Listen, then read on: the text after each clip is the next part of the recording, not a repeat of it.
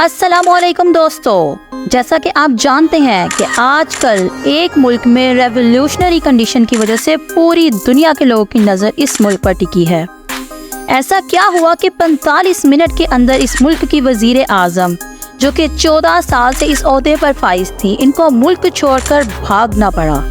ऐसा क्या हुआ कि इस मुल्क के बानी को बेदर्दी से मार दिया गया और गुस्ल के लिए साबुन तक ना मुहैया किया गया। एक ऐसा मुल्क कि जब आज़ादी के वक्त वो दुनिया के गरीब ममालिक में शामिल था, लेकिन आज वो तरक्की के रास्ते पर गामज़ान है। ऐसा मुल्क जो अपनी मेहनत की वजह से तरक्की अंधियों को छू रहा है। जी हाँ दोस्तों, हम बात कर रहे हैं जनूबी एशिया के मुल्क बांग्लादेश की। दोस्तों, मुझे कहते हैं हिरा और आप देख रहे हैं मेरा YouTube चैनल हिरा की ज़ुबानी। नए देखने वालों से गुजारिश है कि मेरे चैनल को सब्सक्राइब कर दें और बेल आइकन को भी प्रेस कर दें ताकि हर आने वाली नई वीडियो का नोटिफिकेशन आपको मिलता रहे।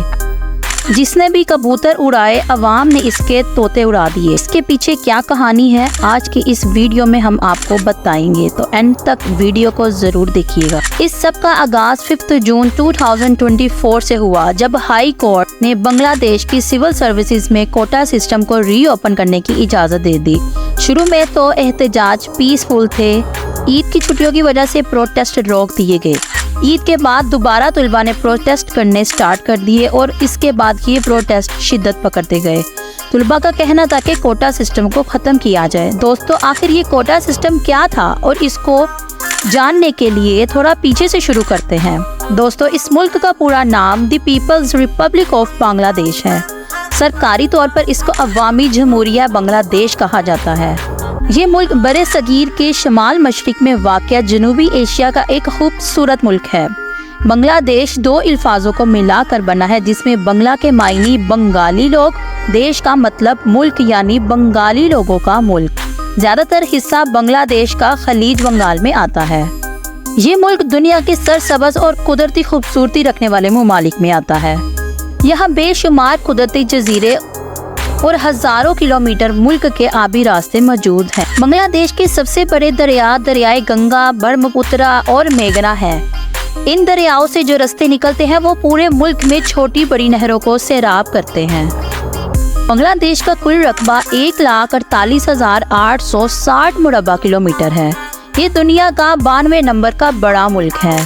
इस मुल्क की 3 अतराफ हिंदुस्तान लगता है और जनूब मशरिक में म्यांमार लगता है।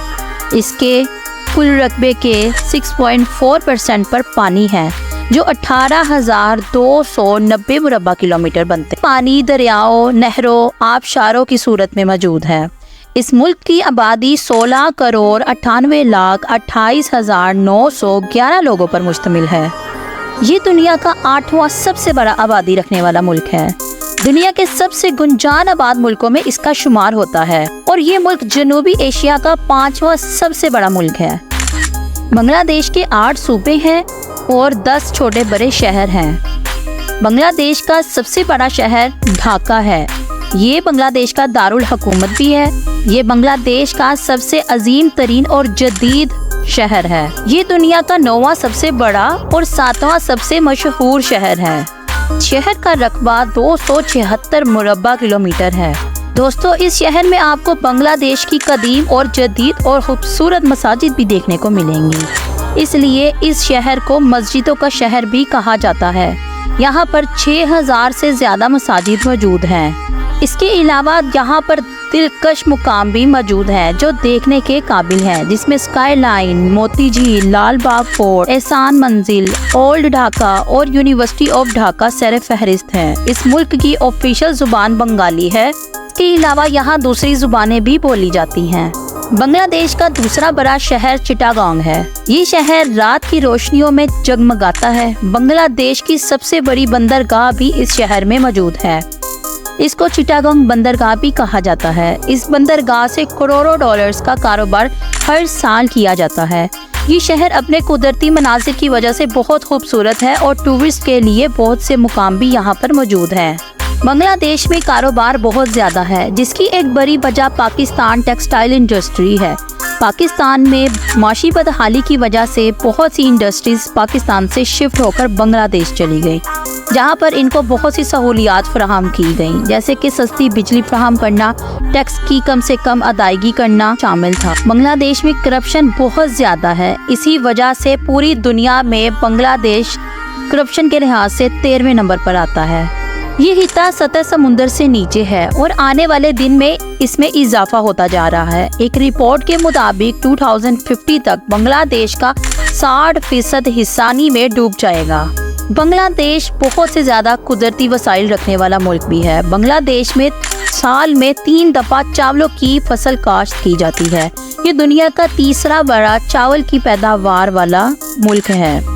दोस्तों, वर्ल्ड बैंक की एक रिपोर्ट के मुताबिक 16 दिसंबर 1971 को जब बांग्लादेश ने पाकिस्तान से आज़ादी हासिल की थी तो बांग्लादेश इस वक्त दुनिया का सबसे गरीब मुल्क था। लेकिन आज बांग्लादेश जनूबी एशिया की दूसरी जबकि एशिया की 10वीं सबसे बड़ी माशी तरक्की वाला मुल्क है, जबकि पाकिस्तान इस फहरिस्त में 17वें नंबर पर आता है। ये मुल्क हिंदू मजहब के ज्यादा करीब रहा है। 8वीं सदी में अरब ताजरों ने यहाँ तिजारत शुरू की। अरब ताजरों के इखलाक से मकामियों को मुतासिर किया गया और यूं इस खित्ते में इस्लाम फैला। 18वीं सदी में यहाँ पर अंग्रेजों की हुकूमत थी। अंग्रेजों की हुक्मरानी जब खत्म हुई तो ये खित्ता 2 हिस्सों में बट गया, जिसमें एक हिस्सा जहाँ हिंदू अक्सरियत थी इंडिया में शामिल हो गया और जो हिस्सा मुसलमान कम्युनिटी अक्सरियत रखता था वो पाकिस्तान में शामिल कर दिया गया।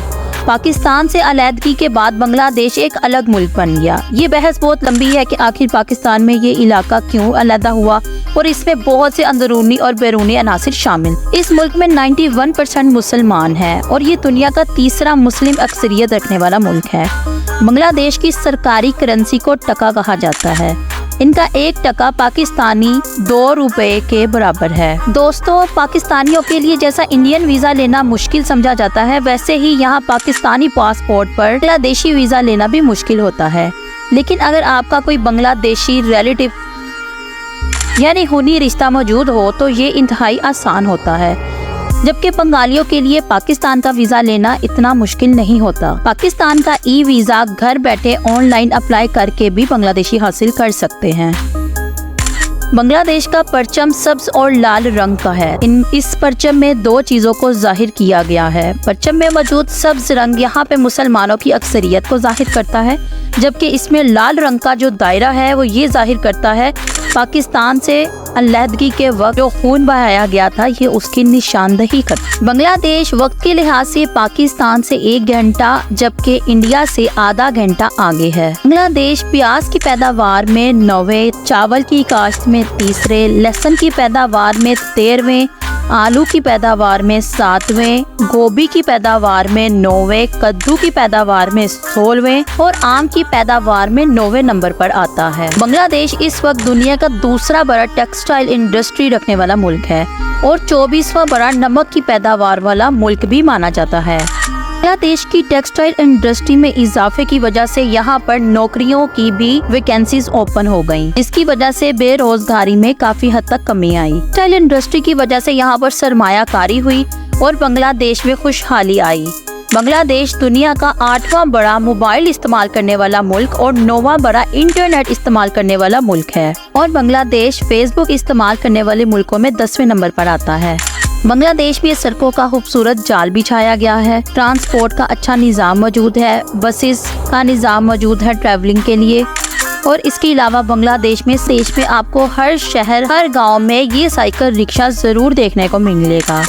बंगाली कौम दुनिया की सबसे मेहनती कौम मानी जाती है। आप अरब ममालिक में या दूसरी वेस्टर्न कंट्रीज में या कहीं भी बांग्लादेशी अवाम को हमेशा मेहनत करते ही पाएंगे। ये कौम एक काम बहुत ज्यादा तादाद में करती है। आपको अक्सर अरब ममालिक में और वेस्टर्न कंट्रीज में बंगाली लोग ये काम करते दिखाई देंगे, जिस काम को करने के लिए पाकिस्तान अपनी बेइज्जती समझते हैं, और ये काम है रोड्स की सफाई करना। बांग्लादेश अपनी टूरिज्म इंडस्ट्री की वजह से हर साल मिलियंस ऑफ डॉलर्स अर्न करता है। टूरिज्म इंडस्ट्री बांग्लादेश की कुल मुल्की पैदावार का 3% मानी जाती है। +880 इस मुल्क का कॉलिंग कोड है। .bd इस मुल्क का इंटरनेट डोमेन है। बांग्लादेश में बहुत से ऐसे इलाके हैं जहां सड़कें मौजूद नहीं हैं। इन इलाकों में नकल मकानी के लिए बोट्स का इस्तेमाल किया जाता है। بنگلہ دیش دنیا کا 10واں بڑا مچھلی کی پیداوار والا ملک بھی ہے۔ جیک فروٹ بنگلہ دیش کا قومی فروٹ مانا جاتا ہے۔ رائل بنگال ٹائیگر کو بنگلہ دیش کا قومی جانور کہا جاتا ہے۔ واٹر لیلی کا پھول اس ملک کا قومی پھول کہا جاتا ہے۔ بنگلہ دیش میں کرکٹ بہت زیادہ مقبول ہے، لیکن ان کا قومی کھیل کبڈی ہے۔ دوستو، بنگلہ دیش میں ہر سال 1 لاکھ سے زیادہ لوگ ٹورزم کے طور پر آتے ہیں۔ بنگلہ دیش میں 15 ایئرپورٹس ہیں، جن میں 3 ایئرپورٹس انٹرنیشنل مقاصد کے لیے استعمال کیے جاتے ہیں۔ بنگلہ دیشی IT کے شعبے میں بھی بہت آگے آ رہے ہیں۔ بہت سی فری لانسنگ کی ویب سائٹس پر بہت نمایاں ترقی بنگلہ دیشیوں میں دیکھنے کو ملی ہے، جس کی بڑی وجہ یہاں کے لوگوں کا سستے ریٹس میں کام کرنا ہے، جس کے لیے ان کو بہت زیادہ پریفر کیا جاتا ہے۔ ملک میں 9 بندرگاہیں ہیں جو ملک سے سامان لانے اور لے جانے کا کام کرتی ہیں۔ بنگلہ دیش دنیا کا 3را سب سے بڑا بیچ رکھنے والا دیش مانا جاتا ہے۔ بنگلہ دیش کا کوکاس بازار بیچ، برازیل کے پیریاڈو کسینو اور آسٹریلیا کے 90 مائل بیچ کے بعد دنیا کا 3را بڑا بیچ مانا جاتا ہے۔ جیسا کہ پاکستان میں 4 موسم آتے ہیں، بنگلہ دیش میں بھی 4 موسم آتے ہیں، لیکن اس کے علاوہ بنگلہ دیش میں 2 مزید موسم بھی آتے ہیں، جن میں دیر سے آنے والی بہار اور دوسرا مونسون کا موسم ہے۔ بنگلہ دیش میں تعلیم کی شرح ترقی کے لحاظ سے ابھی بھی کم ہے۔ دیش کا لٹریسی ریٹ 75% کے پاس ہے، لیکن آہستہ آہستہ اس لٹریسی ریٹ میں اضافہ دیکھنے کو مل رہا ہے۔ دوستو، بنگلہ دیش کی وزیر اعظم شیخ حسینہ واجد تھیں، جنہوں نے آج سے 3 دن پہلے استعفیٰ دیا اور ملک چھوڑ کر بھاگ گئی۔ دوستو، یہاں ایک کوٹا سسٹم چل رہا تھا جو کہ آزادی کے وقت سے ہی آئین کا حصہ تھا۔ اس کوٹا سسٹم کے تحت سول سروسز میں 56% جابز پر فریڈم فائٹرز کا حق تھا، یعنی کہ ان لوگوں کو جنہوں نے آزادی کے لیے جدوجہد کی تھی اور اپنی جانیں گنوائی تھی، ان لوگوں کو اس کوٹا سسٹم کے تحت جابز دی جاتی تھی، اور بعد میں یہ کوٹا سسٹم نسل در نسل منتقل ہوتا گیا، یعنی ان فریڈم فائٹرز کے بچوں کو، پھر آگے سے ان کے بچوں کو، اور پھر آگے سے ان کے بچوں کو جاب جو ہیں وہ منتقل ہوتی گئیں، جس کی وجہ سے ملک میں بے روزگاری بڑھتی گئی۔ نظر وہاں کی طلباء نے ایک تحریک چلائی، جس کے تحت انہوں نے ملک گیر احتجاج شروع کیا، جو کہ آہستہ آہستہ شدت پکڑتا گیا۔ معاملات حکومت کے ہاتھ سے نکل گئے۔ اس سب کے دوران 2000 سے زیادہ لوگوں نے اپنی جانیں بھی گنوا دی ہیں۔ یہاں کے وزیر اعظم نے ایک بیان بھی جاری کر دیا کہ احتجاج کرنے والے لوگ رضاکار ہیں۔ دوستو، رضاکار وہ لوگ ہیں جنہوں نے پاکستان سے علیحدگی کے لیے مخالفت کی تھی، ان کو بنگلہ دیش میں رضاکار کہا جاتا ہے۔ یہی وجہ بنی کہ شیخ حسینہ واجد کو 45 منٹ کا الٹیمیٹم دیا گیا، طلبہ تحریک کی جانب سے لاسٹ وارننگ دی۔ یہی وجہ بنی کہ وزیر اعظم کو اپنی جان بچانی پڑی اور عہدے سے مستعفی ہوتے ہی ملک چھوڑ کر بھاگ گئے، اور اسی دوران پروٹیسٹرز نے وزیر اعظم ہاؤس پر بھی قبضہ کر لیا، اور وزیر اعظم کے استعفیٰ دینے کے بعد آزادی کے نعرے بلند کیے گئے، اور لوگوں نے ایک بار پھر سے ایک ڈکٹیٹر وزیر اعظم سے آزادی حاصل کی، جنہوں نے 14 سال سے ملک پر حکمرانی کی تھی۔ دوستو، شیخ حسینہ واجد بنگلہ دیش کے بانی شیخ مجیب الرحمان کی بیٹی بھی ہیں۔ دوستو، بنگلہ دیش کے بانی شیخ مجیب الرحمان کو بھی اپنے ہی محافظوں کے ہاتھ دردناک موت دے دی گئی۔ شیخ مجیب الرحمان کے بیٹے، بہوؤں، بیوی، پوتوں سب کو قتل کر دیا گیا۔ صرف آپ کی یہ بیٹی بچی، جس کا نام شیخ حسینہ واجد تھا، جو کہ تعلیم کے غرض سے بیرون ملک مقیم تھی۔ شیخ مجیب الرحمان کی لاش جو ہے وہ 2 دن اپنے گھر کی سیڑھیوں پر پڑی رہی۔ فوجیوں نے ان کی لاش کو گاڑی میں ڈال کر ان کے آبائی گاؤں لے جایا گیا۔ پورے علاقے کو بھی فوجیوں نے گھیرے میں لے لیا، اور آپ کو غسل کرنے کے لیے صابن تک نہ دیا گیا۔ بہت اصرار پر کپڑے دھونے والے صابن سے آپ کو غسل کروایا گیا اور آپ کی لاش کو دفنایا گیا۔ اور یہ معاملہ یہاں پر نہیں رکا، بلکہ اس طلبہ تحریک نے مجیب الرحمان کے اسٹیچو کو بھی نہ بخشا، بلکہ پروٹیسٹ کے دوران شیخ مجیب الرحمان کے اسٹیچو پر چڑھ کر ان کو جوتیاں ماری گئی اور اس اسٹیچو کو توڑ دیا گیا۔ آنے والی صورتحال بنگلہ دیش کی کیسی ہوگی، اس بارے میں قبل از وقت کچھ کہنا صحیح نہ ہوگا۔ اللہ ان کا اور ہمارا حامی و ناصر ہو، آمین۔ تو دوستو، یہ تھی میری آج کی ڈاکومنٹری ویڈیو۔ مجھے امید ہے آپ کو پسند آئی ہوگی۔ ویڈیو کو لائک ضرور کریے گا، چینل کو سبسکرائب بھی کر دیں اور بیل آئیکن کو بھی پریس کر دیں، اور زیادہ سے زیادہ میری ویڈیو کو شیئر کر دیں۔ اگلی ویڈیو آنے تک